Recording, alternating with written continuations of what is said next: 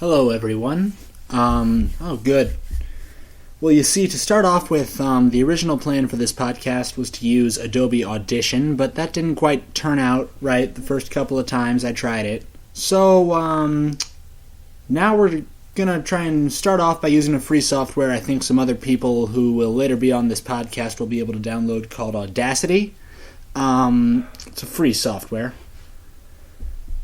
Should be relatively easy for them to get, and I know with certainty 3 members or so of the club, which I plan on hosting this podcast through, have completely shit computers, so hopefully this all turns out right. Let me just open up my thing.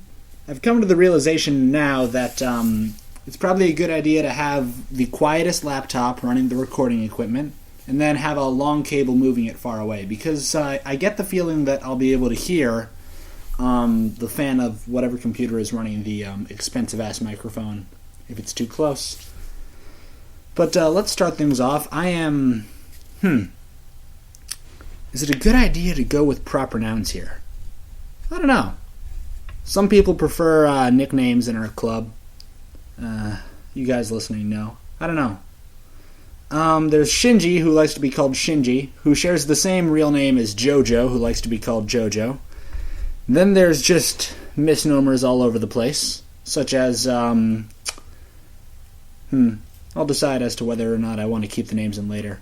Hell, I probably won't even cut this. If nothing else, it'll be funny to hear my thought process. God knows I like hearing myself talk.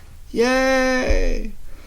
But anywho, given that this is the first podcast of hopefully many good podcasts, I'm kind of hoping that I'll be able to do what I do best. First off, this is a manga and anime podcast. The recommended names for it thus far are, and I pull out the phone and I quote, Anime Shit Posters United, Bridge Over the River Kawaii, This Is Not a Podcast, and... No, I thought I'd be able to think of one, but I could not. Anyway... Basically, we're a bunch of people who have too much free time, except it's not really free time when you fill it with anime to watch and manga to read, because God knows there's a shitload of both of those right now. But that being said, I'm not going to talk about, to start off with, any person who's already in the club. I'm going to talk about another friend of mine. Basically, she reads a lot of manga. She's an art student. She's a classy person. She reads manga really, really slowly because... In my opinion, once you know how sausages are made, one of two things happen. 1, you either never want to eat them again, or 2, you try doing it yourself at some point. And this art friend probably has done the latter, considering she draws better than my camera takes photos. But with that being said, because she reads a lot of manga, and she reads a lot of manga slowly, she tends to go deep into whatever manga she reads. And basically, she was the biggest JoJo fan I've ever met. No, you know what? She still is. She still is the biggest JoJo fan I have ever met. Sorry, JoJo. But one thing that she did recently impressed me even more. She is now a bigger One Piece fan than myself. That doesn't even upset me. So, at a certain point of fandom, it would, upset me that someone has bothered going out of their way in a shorter time, significantly shorter time than myself, because... I've been reading One Piece since I was 9 years old. In a significantly short amount of time, she has become more of a fan of the series than I have. She owns all of the video games. She's seen all of the anime in both languages. She's read the entire manga all the way through several times. It makes me wonder how she is not dead from exhaustion. But because she was so deep into One Piece, it's a real time suck. It is. I mean, it has everything you can possibly want. It bridges almost all manga genres. It has every single trope manifested. It is an open world anime and manga experience. So there's really not much room for anything else while you're full diving into One Piece. You can binge multiple animes at the same time, but I think One Piece is the hardest one to pair with anything. It's kind of like some gross American food, and you're trying to pair it with a fancy-ass wine. Just doesn't go very well. But because she was reading so much One Piece, and because she had spent so much time getting into that one particular fandom, she had fallen out. There had gone by maybe 8 months or so where she hadn't read much other manga. Or rather, that's not true. She was still reading other manga because she is a machine. But I got to do something that I hadn't been able to do for a little while. And it's one of my favorite things to do, and that is recommend manga to people. Now, it's not that, I like... now that I hear myself talk for a long time, I realize I have a lot of weird stutters. I think I'll be able to get over those relatively quickly. Interesting. I have really, really high-quality earphones on, by the way, so that's how I can...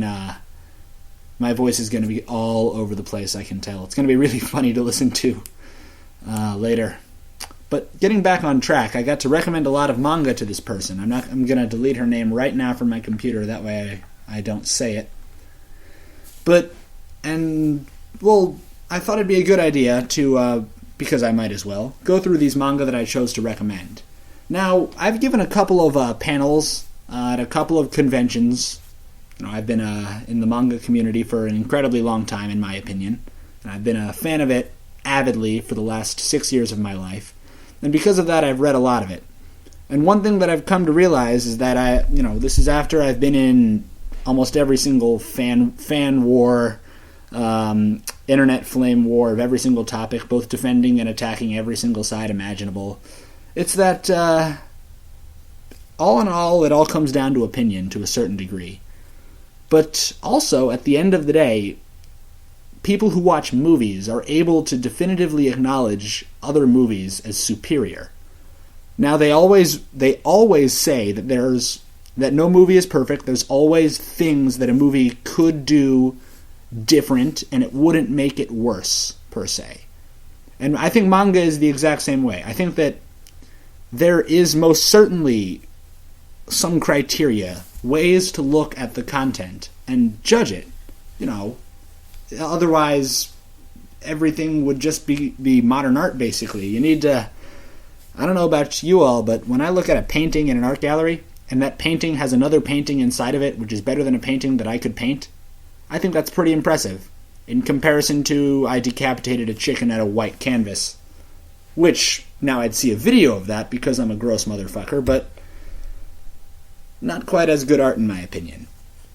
So, when I was trying to pick some manga to recommend to this art student, a person who really appreciates the finer aspects of it, it's like trying to cook a meal for the wife of a chef. One, you're a baller for doing that. Oof. I can't believe I just said that out loud. But two, it's something that you have to do because you have to tailor it to someone who has what I believe to be classier tastes. You can't just recommend all good things all the time. You got to keep things diverse. Otherwise, it would all just be stuff not for the everyman. In my opinion, manga has a very nice tendency to try and make as large of a target audience for any given story as it can, which I like that. It's pretty capitalist. It has a lot of downsides, too. It's the camel theory. If you try and shove too many competing ideas and concepts into one another, you end up with relative shit. But with all that being said, these are a bunch of manga that lie slightly outside of their target genres, and I only realized this after I had spent 2 hours or so compiling them to recommend. I kind of noted that they all have some genre that they fit into, but they don't fit in really well. But I've been talking about what I'm going to say for a while now. I'm going to cut to the chase. So the first manga that I recommended is called Koe no Kitachi, whose English translation is a silent voice. And one thing that's really interesting about this manga, one, it was award-winning, which isn't really saying that much, but it's most certainly saying something because it was short. It had relatively strange art and cinematographic elements because the theme at play was deafness. It's about a deaf girl. And the way that you represent the inability to hear in a medium that doesn't have sound is really incredible once you start thinking about it and looking at it. They'll draw the text in the bubbles from one panel to the other, once comprehensible, and the other is incomprehensible jargon, basically, once we're in her point of view, the main character. And that's just one of the many crazy cool things that happen in the manga. So stuff like that why I recommended it. The other thing that I recommended, well, just for the record, she asked me to, quote, throw a wall of manga at her and see what stuck. So I'm just gonna go through the list, see how it sounds as I'm talking about it, see how the stream of consciousness goes, then end it. So after Koena Katachi, I recommended a manga called Real Account. Real Account is really, really, really cool. It's really, really cool. It takes the Sword Art Online, which is tropey video game, suddenly real life type story. Then it turns it on its head, makes the entire thing a satire. Is it a satire or an allegory? Oh god, I'm gonna need to have like a word bank that I just stick to the back of the wall behind the microphone. But it's an allegory or a satire about social media, and it's really uncomfortable to read. It's you want to stop thinking about it. It's really impressive. Manga that make you uncomfortable but still turning the page, I love that. It means that they're doing something so entertaining that you can't look away, but something so provocative that you really, really want to. Come to think of it, there's a lot of that on this list. I guess I like a lot of manga like that. But Real Account is quite excellent, and that's why I recommended it to her. It does some strangely awesome things with its writing, as well as, in my opinion, it would be better adapted into anime. One of a few cases, I think it's more rare that an anime adaptation of a manga is better than a manga if the manga is the source material. I think that's rare, but I think it would be better in this case. After Real Account, I recommended a manga called Green Worlds, or Green World Z as it's spelled. And I really like Green World Z. It's kind of like a more childish Attack on Titan, except the 3D maneuvering gear is replaced with chainsaws. The antagonists are replaced with pseudo-intelligent plants, which can be controlled. It's really close to Attack on Titan, but I actually like it a lot more because the art is more crisp. On the topic of Attack on Titan art and Green World Z art, they're really similar to one another. There's time aspects. I'm not going to spoil too much. But one thing that I really like about dark manga and anime is you need to do faces correctly. Wherever there's extreme emotions, you need to make the big eyes of the anime style look like they're there for something. Because that's why they were originally there. Big eyes were originally there because if you're drawing the same face 10,000 times for a 21-minute episode, the easiest way to do it is with as few parts as possible. You can't not draw a nose, you can't not draw a mouth, but most of all, you can't not draw the eyes. You have to draw the eyes every time. So with how few strokes of my pen can I portray the most clear and unambiguous emotion as possible? That's where the anime art style came from. Or rather, that's where Scrooge McDuck and Disney art style came from, and basic Hanna-Barbera animation, because, well, it's easier to cartoon something that way, especially when the eyes suddenly get big for adolescents, like Astro Boy. But tangents aside, Green World Z has a really clean art style. All the faces are always really contorted and sympathetic, and it's really classy that way. In comparison to Attack on Titan, which is a fundamentally gritty universe, it's not as much about the human experiences of it, which is why I think it does fine with the art style that it has. It suits it. But Green World Z is it's the other side of the coin, so to speak. I knew she'd like that. Oh boy. And then the other manga, another manga I recommended after Green World Z was one called Iron Knight. Alright, so I have a really, you know what? I haven't yet determined whether or not I just have a habit of doing it, meaning it's something about my tastes, or whether or not it's just pure statistically appropriate, given how much manga I read. But a lot of the manga that I come out as liking early on, as in episode 1, or chapter 1 comes out, I'm like, hey guys, this could be really good, this is going to be good, I'm going to like this, hooray, yeah, that's good. And then it's canceled just like a month and a half later, and I'm really upset about it. But that happens a lot. But I don't know whether or not it happens more than it should, because, what is it? God, 1 in 6 manga don't make it past 50 chapters. It's kind of incredible, actually. God, it's crazy competitive. Read Bakuman if you have not. Or watch it. I don't care. It's getting a TV show, and it's going to be awesome.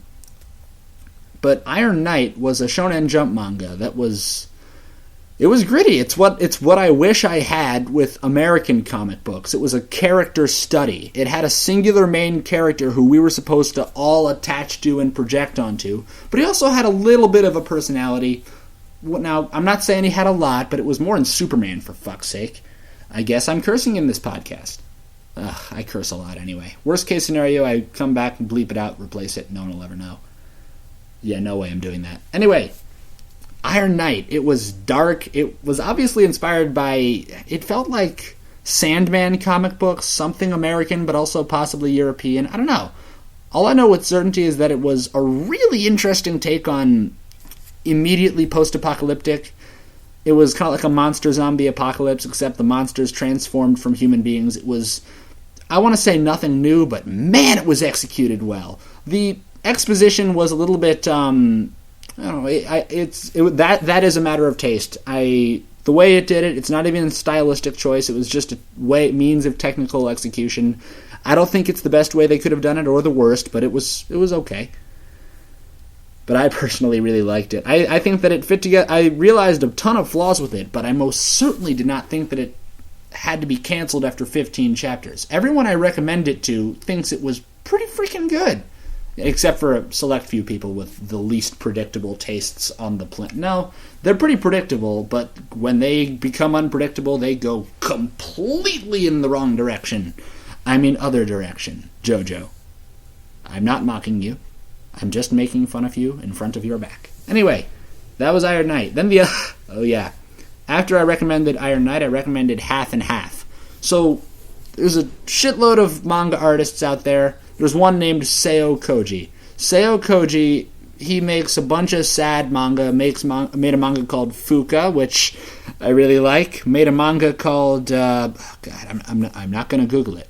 You can hear the computer. I'm not clicking it. Oh my god, I'm dying. It was Kimi no Irumachi. That was it. He loves to make us cry, Seo Koji does. And in Half and Half, he succeeded. The one-shot was the first thing he wrote in his professional career, unless I'm wrong. And it was really, really good. It was a little bit lazy, it had a lot of lazy slice-of-life elements, but some people say that's a stylistic choice. I'm not some people, but whatever. By the time the regular series came around, I'm one of the few people that thinks the first chapter of the regular series is better than the first 60 pages of the one-shot. One-shot overall is as good as the whole series, if not better, maybe. But I like the way the first chapter did its thing. I like how it kind of cut off. One-shots tend to be a little long, as they should be. They have one fucking chapter to swing and make it right. But I like reading something that's a little bit more to the punch. That's just my taste. But Half and Half it's not a gender bending, it's not a body swapping, it's weird. It reminds me, come to think of it, it reminds me a lot of a show I just watched on Netflix called Sense8, which is an awesome show, and everyone should go see it, because it's the Wachowskis. And who doesn't love the Wachowskis? I'll tell you who. Wrong people, and people who see the incorrect 50% of the movies they ever make. But whatever. Half and Half was the manga.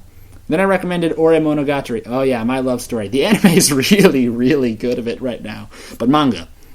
Okay, so recommending manga that I'm able to read because I know a couple of scanlators. I can get raws if I have to, get them translated by some friends if I have to. I recommended Ore Monogatari. It's a manga that there's not a lot of legal release of it or even illegal release of it because, there's so much demand for so much diversity, and there's only a few people who are, one, charitable enough with their time, two, ballsy enough to do something that's technically illegal, and three, have the same tastes as the people hungry for the action, or hungry for the manga that's not yet translated. But Ore Monogatari is really special. It's a shoujo. It's, a lot of people like shoujo. A lot of shoujo tends to be similar, which I don't like it when it does that. There's no reason it has to be any more or less diverse than the shonen genre, in my opinion, which is why I love Akatsuki no Yona. I really love Akatsuki no Yona, but whatever. Ore Monogatari is a great love story, and not gonna lie, as a dude, I will fangirl over it. Okay, other thing I recommended. Okay, I recommended Clockwork Planet, which is the It's based off of a light novel by the same guy who's writing No Game, No Life. Or wrote No Game, No Life because he hasn't fucking finished it yet, and I'm angry because the anime was pretty good and I want another season of it. But it can't happen until there's enough source material to span it, therefore I'm still upset. But also I really like this new series, which makes me conflicted and also even more upset. But Clockwork Planet is the name of the manga. So in general, manga adapted from light novels are usually not as good as original manga. In the same way that anime adapted from manga are usually not as good as original anime. Except, okay, there's more good anime out there adapted from manga, but that's only because there's so much goddamn anime adapted from manga in comparison to the amount that's just original source material. If you went out and tried to chart some of the best anime ever made, I'd say 50% of them were original stories. Maybe 40% of them. And considering only maybe 10% of anime nowadays are original stories, it's disproportionately in its advantage. But I digress. Clockwork Planet's a really, really good... It's not steampunk, it's not futuristic, it's not cyberpunk, it's all of them. It's really interesting, and I really like it. It's hard to classify. If you don't like the tropes in No Game, No Life, you won't like it, but this friend of mine who I was recommending it to really did like it, therefore I recommend it away. And after that, I recommended a manga called Drifters, which I think it's getting an anime. I don't know. I don't know if it's getting an anime, but it's by the same guy who made Hellsing, Kota Hirano, and draws terrible pornography. Trust me, I am a connoisseur. Oh, God. I'm not a connoisseur of pornography. Drifters, though. It's basically epic rap battles of history with actual history set in the past, except it's just a gigantic theoretical battle. It's kind of like the thing that real-time strategy, or not even real-time strategy, just that historical strategy game nerds would fucking love. I think Kota Hirano might play Age of Empires or something shitty like that, because God knows you love mobile games. In Japan. But yeah, that's Drifters. Then I recommended, these three. I recommended Kingdom, Berserk, and Claymore. They're all... So this is the thing. They're all have a similar tone to them, I would say. But they're also extremely different.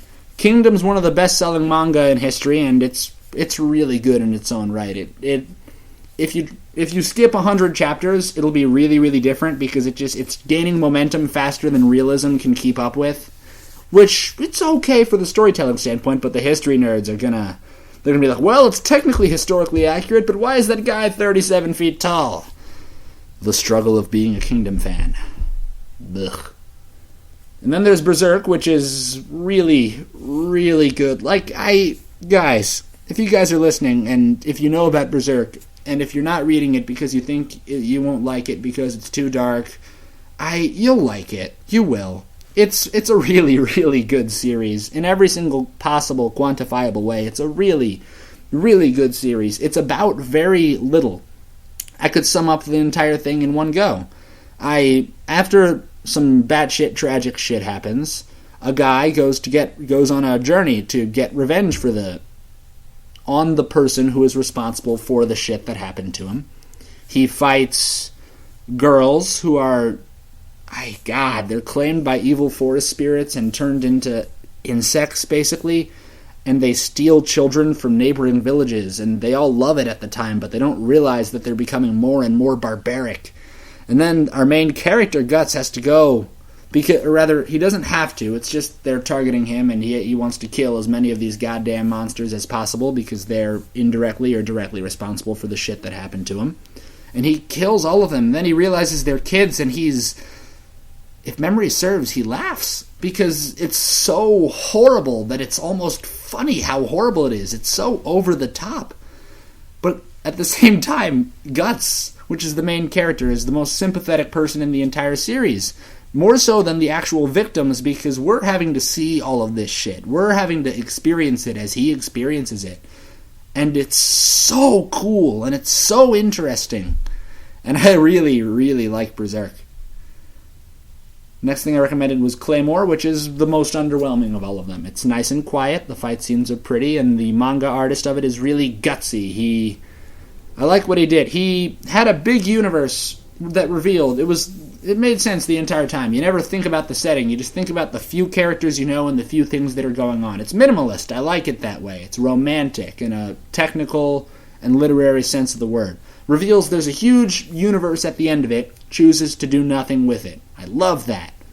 Well, I don't necessarily love that. Hunter x Hunter needs more content, but Claymore, it could have gone on for a lot more time if it wanted, but he chose not to. He chose to stop it and do another thing. I can't remember his name. I'm sorry. Norihiro Yagi. Yes. Yeah, that was Claymore. Then I recommended, oh great, okay, this is going to get awkward. I really should have put on pants for this podcast. I'm wearing underwear, I swear. Alright, the other manga I recommended to this girl is called Boku Girl. It's a gender bender. It's ecchi. It is pretty bad in terms of, oh my god, what am I reading right now? People who are, whatever, absurdly conservative parents who don't like lewdness, you who don't like lewdness, you who is unable to talk to girls or think about anything related to human sexuality in the slightest, whatever, this isn't for you. But mangas, it's funny, because it can use sexuality as a theme and not be as awkward about it. And anytime they try and explore these types of things in, oh god, what's a great example? Sense8, I just fucking saw it, has, a transgender main character, and she's a badass motherfucker, and she's awesome. And there's just, just stuff like that, using gender and sexuality as a theme to drive the plot. Whenever it's done anywhere but manga or anime I've seen, it's always serious to a certain degree. It never thinks about, what about oh man, that'd be really awkward and uncomfortable, wouldn't it? Oh god. There's none of that anywhere. And I could talk about that in a later podcast, but Boku Girl does that. There's a guy, he gets turned into a chick. And it's really, really awkward for him, for the people who know him. It's just like, oh my god, and then you start hitting your head against the wall. Everyone knows the feeling of being embarrassed to the point where you just wish there'd be a hole in the ground, and you just, which is why I recommend you read this manga with like a pillow to shove your face into, because you're like, oh my god, this is the most awkward thing ever. But at the same time, if you're able to understand or get enthusiastic about those types of stories, it's a pretty good manga, not even gonna lie. Alright, after Boku Girl. Yep, it was Boku no Hero Academia. I wasn't going in alphabetical order. I wonder why I thought... whatever. Boku no Hero Academia is... People call it the future savior of the shonen genre. I don't think that's true. What I think it is I think it's a next step in evolution. I think it's an attempt to do what American comic books do, but also have the ensembleness and the sense of community that most Japanese-themed manga stories have. It's kind of like Sky High, as a person pointed out. I begrudgingly admit it's kind of similar. I do. Sky High, by the way, was a Disney movie. Don't know if there was any source material for it that I'm shitting on, but Disney movie's what I saw. And Boku no Hero Academia, it's kind of like that. It's a school, but it's in a universe where everyone's kind of super, so I guess that's similar too. But it's really interesting, because there's stuff that you think about, stuff that you don't think about. Main character doesn't have any powers, but turns out getting powers, he inherits them, but we don't really know the rules of the universe. And it's interesting because it's a universe where power doesn't really mean everything, but it also does mean everything. It has that Naruto aspect to it, If you're a great ninja, that's important, but also it doesn't really matter if, because there's people other than the ninjas in the Naruto universe. But here there's not, which is something even stranger to think about. It's just varying degrees of powers in the entire universe. It's interesting. I knew she'd like it, and so do I. What the hell was I thinking? Then I recommended a manga called Zatch Bell, or Gonjiki no Gashu. Whatever. Ugh, there's my pronunciation. Going to hell again. Boku no Hero Zatch Bell is just a classic. It's as shonen as shonen gets. The art style's really irritatingly eerie and uncanny valley, but If you can get over it, I think it fits the story really well. The story's pretty absurdist at times, very immature, but it's kind of charming in that way. What the hell's an equivalent? I don't know. It's kind of like Dr. Slump is an equivalent, I would say. It's kind of the characters have the stupidest goddamn looks on their faces, stupider than you can possibly imagine, but at the same time, it's always appropriate. And when the emotions are extreme, they're very extreme, and when things are sad, there's literally a water fountain of tears just freaking coming from the faces of the characters. That's why I recommended Zatch Bell. I still do. I like Zatch Bell. Then I recommended Knights of Sidonia. I don't know how she didn't read that. She likes the anime of that, I think. But Knights of Sidonia, the manga of it's really, really interesting. I like it. It has a couple of problems that a majority of either light novel adaptations have when they're made into manga, or what exposition-heavy science fiction manga have. I just finished reading a manga series called Battle Angel Alita, or also known as Gundam. I don't know if there's 2 N's or 2 M's in that. Just Google both. But basically, the entire thing was universe fetishism, as in it was just diving deep into the universe and the things, and it was vast. Except this isn't really like Battle Angel Alita. It's more, it tries to study the social construct that happens on this ship that's 500 years of traveling at 1/10 of light speed away from everyone else they've ever known. And it's claustrophobic, it's dense, it's heavy, it's smothering at times, but if you can... I mean, hell, that's the story. That's it. The tone fits the story to the letter. The art style fits the story to the letter. And just for the record, the architecture in the manga, I never get to brag about architecture, except for in Berserk, because Berserk has the best art of every single possible thing ever. But... the architecture in Knights of Sidonia is absolutely incredible. Really pretty to look at. Only 2 left, I swear.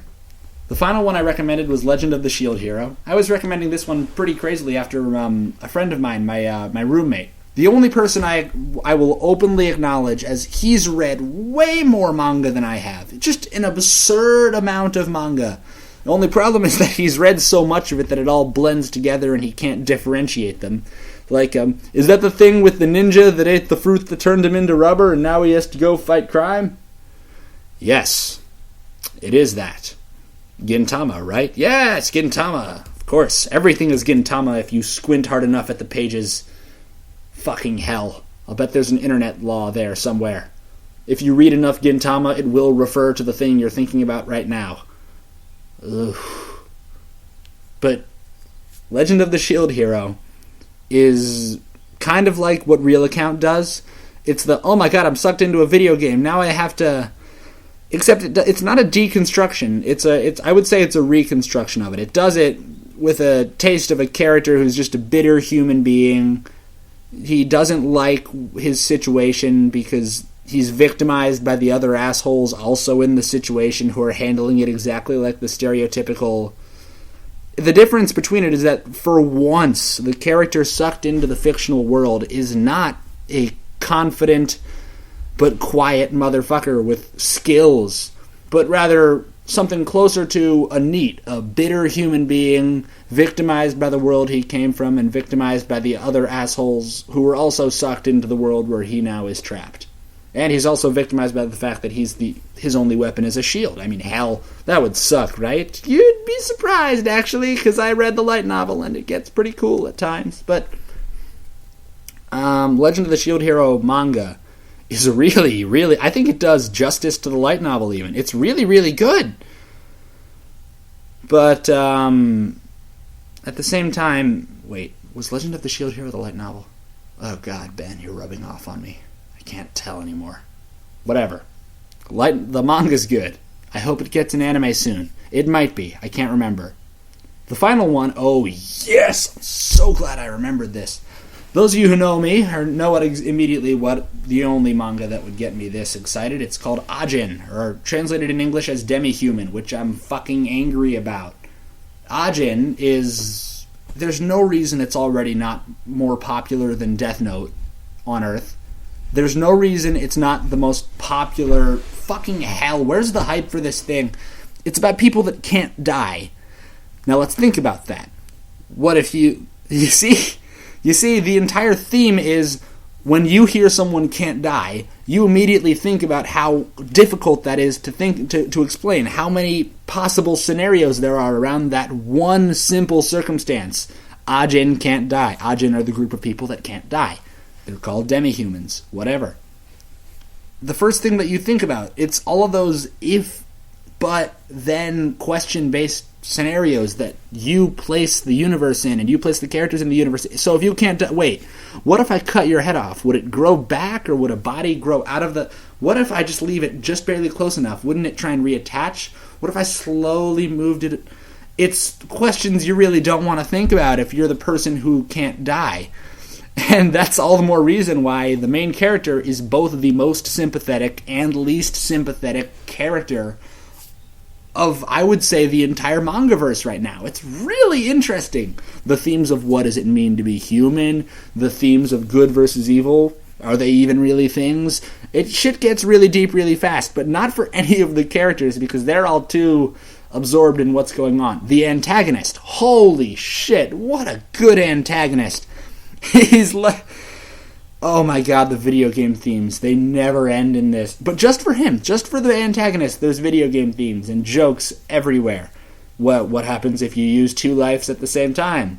We have a cheat code in this game called life. Haha, it's fucking hell. I cannot wait for the Ajin anime.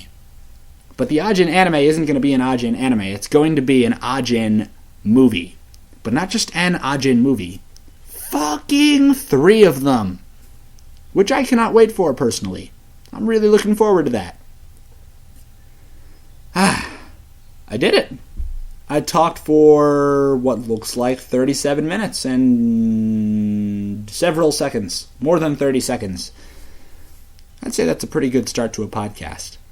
I now know that I can ramble to myself, a microphone, and a couple of towels I'm using as a damper. I'm going to need to see how that hears afterwards for that much time. I feel like I could go for even longer. I do, but that's because I'm pretty good at talking. Not a skill I'm particularly proud of, but it tends to help from time to time. Rather, I wouldn't say good at talking, I would say good at spewing words out my mouth and making noises, as I stutter more than most people. But anyway, I'll get to hear that soon. You just heard all of that, and yeah, signing off. See you guys next time. Or rather, you'll hear me next time. I need to think of something to say at the end of a podcast.